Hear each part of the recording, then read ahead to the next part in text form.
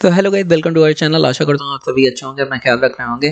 दोस्तों, I hope आप सभी के पेपर अच्छे जा रहे होंगे, आप लोग अच्छे से तैयारी कर रहे होंगे और अब जिनके पेपर हो गए हैं उनके पेपर काफ़ी अच्छे गए होंगे। आई होप जिनके पेपर अच्छे नहीं भी गए हैं वो भी निराश नहीं होंगे। आप अपनी तैयारी करते रहिए, हमारे चैनल से जुड़िए। हम लोग सारे सब्जेक्ट की तैयारी करवाते हैं यहाँ पे, सारे एग्जाम की तैयारी होगी यहाँ पे, तो चिंता ना करिए। काफ़ी वैकेंसी आने वाली, इलेक्शन बोर्ड में है सरकार तो वैकेंसी भी काफ़ी सारी देगी, तो आप अपनी तैयारी में लग जाइए। एमपी में स्पेशली बहुत सारी भर्तियां आने वाली। कुछ स्टेट हैं जैसे राजस्थान हो गया, एमपी हो गया, कर्नाटक हो गया, वहाँ पे कई सारी भर्तियां आने वाली है। उसके बाद सेंटर के चुनाव आने वाले हैं, तो सेंटर ने भी जैसा कहा है कि वैकेंसी निकालेंगे। अब जैसे आप देख रहे होंगे बिहार में भी अभी शिक्षक भर्ती निकलने वाली है, तो कई सारी वैकेंसी निकलेंगी। अगर आपका एग्जाम अच्छा नहीं भी गया है तब भी आप तैयारी रखिए, क्योंकि भर्तियां निकलने वाली। और अगर आपका एग्जाम अच्छा गया है तब भी आप तैयारी रखिए, क्योंकि पता नहीं कब क्या हो जाए। अच्छा गया बहुत अच्छी बात है, लेकिन और भी एग्जाम निकाल के रखिए जिससे कोई रिस्क ना रहे। तो चलिए बिना किसी देरी के स्टार्ट करते हैं जनरल मैनेजमेंट के कुछ क्वेश्चन। तो सबसे पहला हमारा क्वेश्चन है कि राष्ट्रीय हित के स्थान पर स्थानीय हित किस व्यवस्था को दर्शाता है। जब भी आपसे पूछा जाए कि राष्ट्रीय हित के स्थान पर स्थानीय हित, या फिर ऐसे पूछ दिया जाए कि एक स्थान पर केंद्रण की बजाय अलग अलग जगह में स्थानीय स्तर पर उन्हें बांट देना, तो उसे क्या कहते हैं?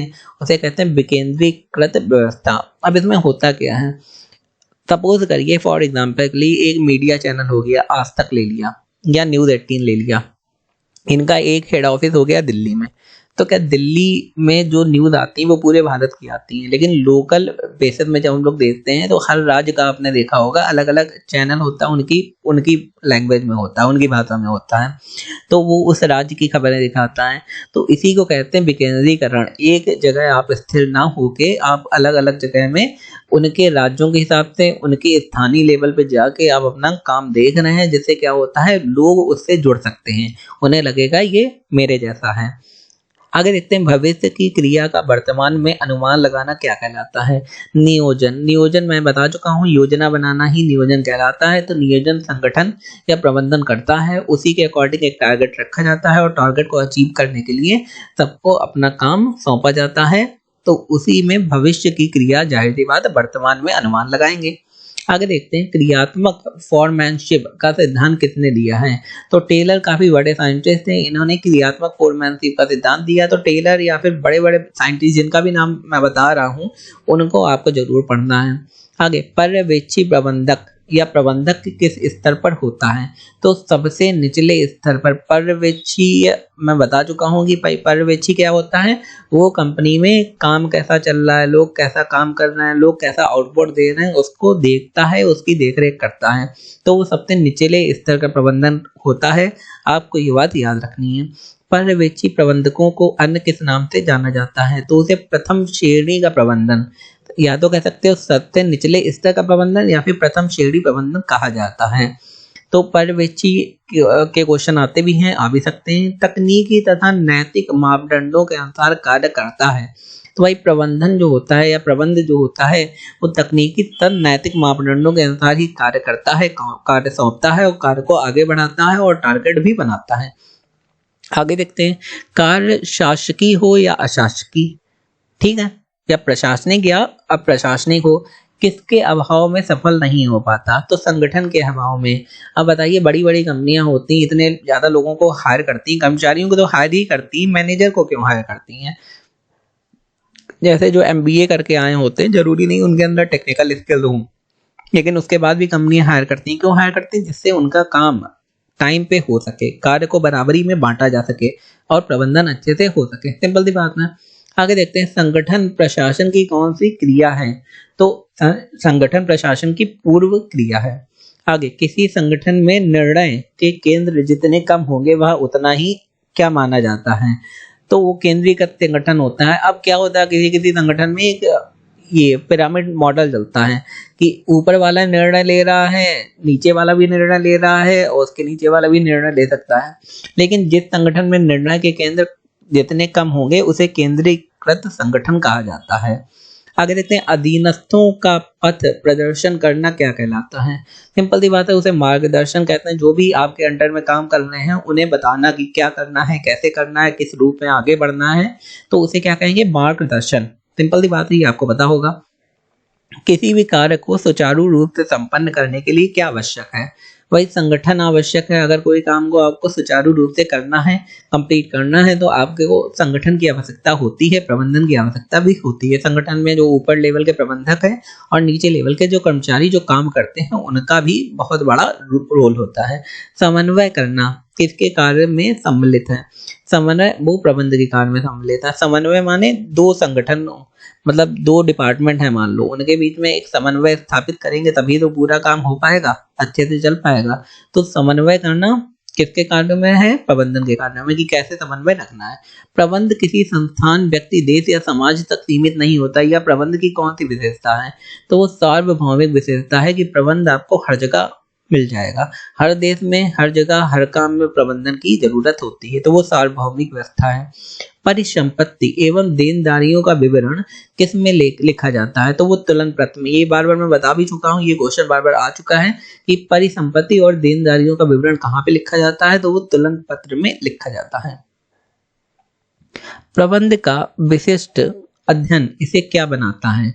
तो एक पेशा बनाता है। जैसे मैंने बताया, प्रबंध का विशेष अध्ययन मतलब MBA, मैनेजमेंट का काम, तो इसे एक पेशा हो गया वो कि नहीं? तो एक पेशा मतलब एक नौकरी का तरीका हो गया।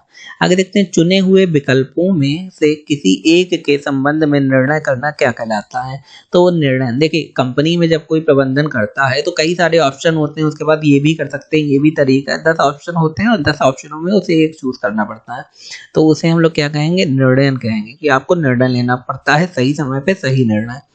नेतृत्व की कल्पना किसके अभाव में कठिन होती है?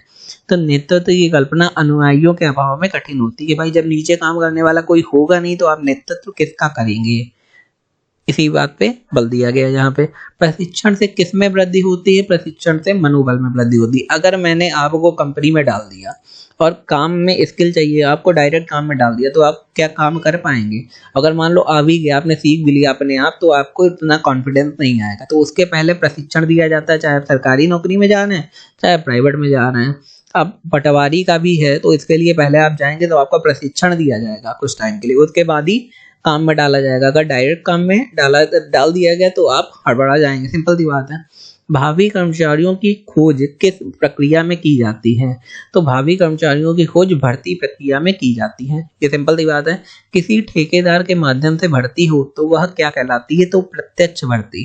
भाई किसी ठेका दे दिया, जैसे आपने देखा होगा कि कंपनी क्या होती है, किसी दूसरी कंपनी को कॉन्ट्रैक्ट दे देती हैं, या जो अगर आप किसी कंपनी में किसी और कंपनी के एज एम्प्लॉय जा रहे हैं तो उसे कहते हैं थर्ड पार्टी कहते हैं। तो उसको क्या कहेंगे? किसी ठेकेदार के माध्यम करना प्रत्यक्ष भर्ती कहेंगे।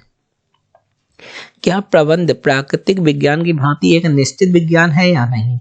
तो इसके लिए आंसर होगा यह निश्चित विज्ञान नहीं है, कि प्राकृतिक विज्ञान दूसरा हो गया और ये एक निश्चित विज्ञान दूसरा हो गया। तो प्रबंध निश्चित विज्ञान नहीं है। प्रधानमंत्री कार्यालय किस प्रकार का अभिकरण माना जाता है? तो स्टाफ अभिकरण। आप देख ही रहे हैं, कार्यालय है तो किस प्रकार का अभिकरण होगा? स्टाफ अभिकरण। जब कोई कंपनी हानिग्रस्त होती है तो बॉन्ड धारकों को बॉन्ड पर ब्याज का भुगतान करना अनिवार्य है या नहीं? तो अनिवार्य नहीं है। आप जब बॉन्ड खरीदते हैं तो आपके उसमें लिखा रहता है कि यहाँ पे रिस्क है बॉन्ड खरीदने में। अगर कंपनी को नुकसान होगा तो आपको बॉन्ड में पैसा या ब्याज नहीं मिलेगा। अगर नुकसान में नहीं है तो कंपनी देगी।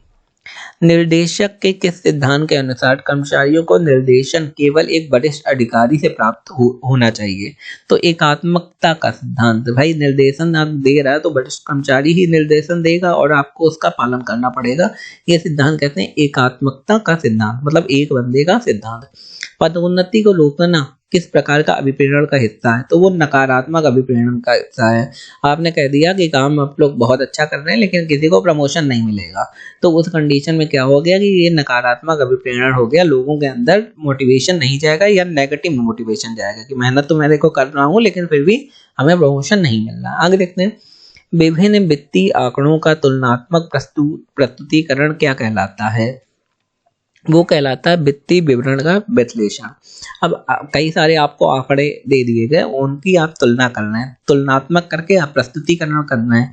तो कभी कभी काम क्या होता है कि आपकी जो कंपनी है, आपको उसका दूसरी कंपनियों से, काफ़ी कंपनियां करती हैं कि दूसरे कंपनियों का प्रोडक्ट कितने का बिक रहा है, मेरा भी उसके बराबर होना चाहिए या प्राइस उससे कम होना चाहिए, तभी मेरा प्रोडक्ट बिकेगा और मैं मार्केट में सर्वाइव कर पाऊंगा। तो उसे कहते हैं वित्तीय विवरण का विश्लेषण। तो दोस्तों ये थे आज के हमारे जनरल मैनेजमेंट के क्वेश्चन। आई होप आपको वीडियो बहुत ही अच्छा लगा होगा, इन्फॉर्मेटिव लगा होगा। अगर लगा तो हमारे चैनल को लाइक शेयर सब्सक्राइब करना ना भूलें। धन्यवाद।